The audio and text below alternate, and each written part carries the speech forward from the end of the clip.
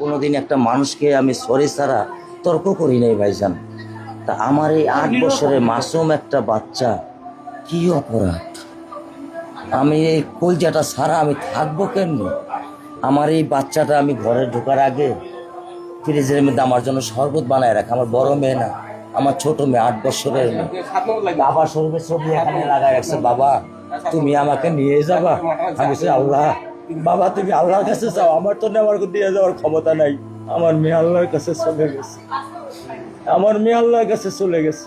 আমার মাসুম এই বাচ্চাটা কি অপরাধ করছে নির্মম ভাবে আমার বাচ্চাটারে হত্যা করলো?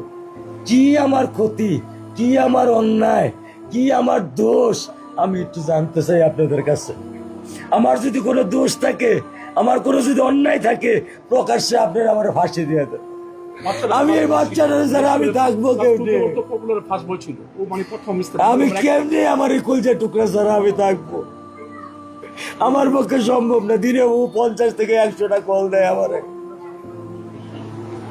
বাবা তুমি কখন আসবা, বাবা তুমি কখন আসবা, বাবা তুমি কখন আসবা।